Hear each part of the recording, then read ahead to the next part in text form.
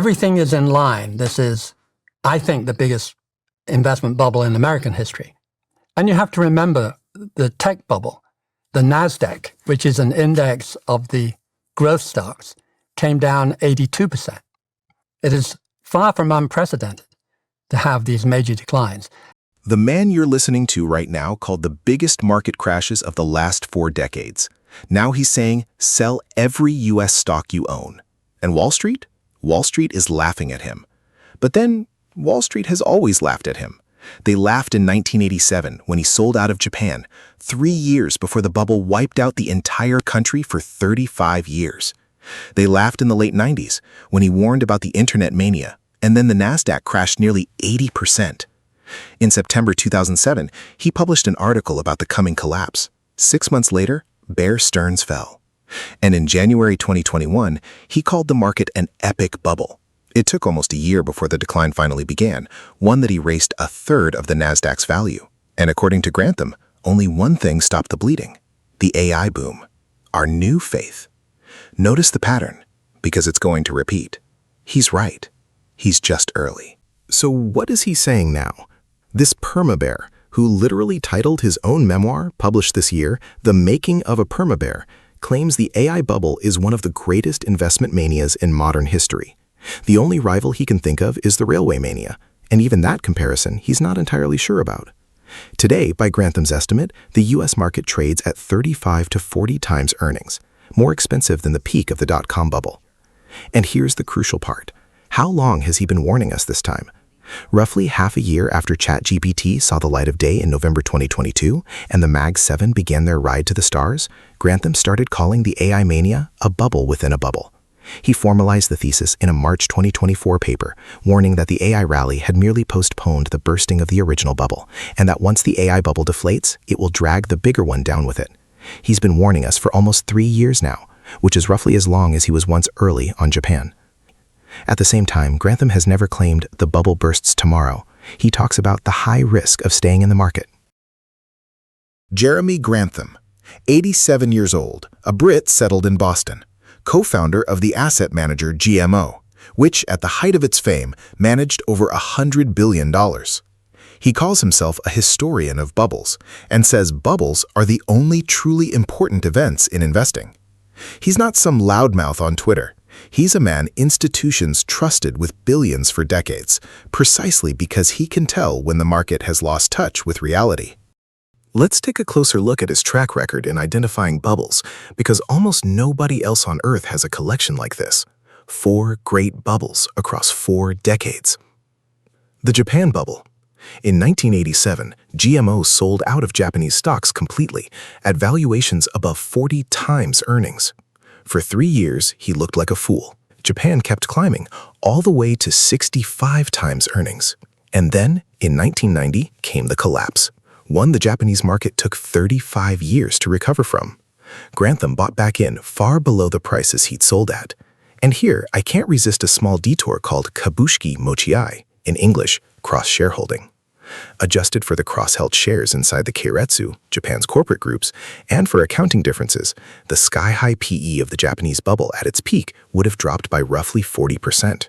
Companies and their banks held each other's shares, so the entire system was inflating its own balance sheets and its own valuations. Does that remind you just a little of our AI circle? The dot-com bubble. In late 1997, GMO began aggressively selling U.S. stocks. For 2.5 years, they watched the rally run away from them, and clients walked out the door. Then, in 2000, Grantham predicted the NASDAQ would fall 70 to 75%. Reality? Nearly minus 80. The 2008 bubble, Grantham didn't just identify that bubble. He added something no perma-bear can do. In March 2009, at the very bottom of the panic, he wrote the essay, Reinvesting When Terrified, and nailed the bottom. A buy signal, not a sell signal. We have already described the 2022 half bubble sufficiently above. How does Grantham know when things are bubbling? GMO defines a bubble mathematically, a deviation of an asset's price 2 standard deviations above its long-term real price trend, the famous 2 sigma. They've studied over 300 such events across markets and across history, and they found the one thing Grantham's entire career rests on. In large developed equity markets, Every single one of these bubbles, without exception, has returned to its original trend. Not one survived. Japan, 1929, 1972, 2000. U.S. housing in 2006. Every single one. And every single time, people insisted that this time is different. The second thing he watches isn't in the numbers, it's in people. The late stage of a bubble, he says, always shows the same symptoms. Crazed speculation, meme stocks, IPO fever, your neighbors getting rich overnight, followed by a collapse of the most speculative names and a flight of money into quality. Valuation tells you that it's a bubble. Crowd psychology tells you the end is getting close. And the third pillar, truly revolutionary technologies, railways, the internet, and today AI, create the most dangerous bubbles precisely because they are real. His favorite example, the railway mania in England. Everyone could see that railways would change the world, and they were right. So 6 competing lines were drawn up between Leeds and Manchester. A massive crash followed. And the internet? Amazon first rose more than 10-fold, and then fell 92%. The technology really did change the world. The first wave of investors still lost their shirts. One crucial detail. Grantham openly admits that timing the top is impossible. Overvaluation is a necessary condition for a burst, not a sufficient one. His definition of success is different. There will come a moment when you'll be glad you were out. What does Grantham recommend now? Grantham now recommends fleeing the epicenter of the bubble, getting out of the U.S. And this is no cautious underweighting. This June, he advised retail investors to hold essentially no U.S. stocks at all, roughly 60% of the portfolio in non-U.S. indexes, up to 10% in precious metals, and the rest in bonds yielding around 4.5 to 5%.